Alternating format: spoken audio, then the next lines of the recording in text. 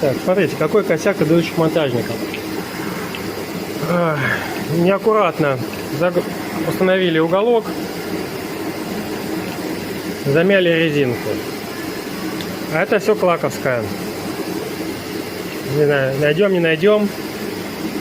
Установку смонтировали, начал запускать, а она побежала. Сейчас попробую устранить это все с помощью силикона. Станет, не станет на место. Если нет, буду искать из старых загашников.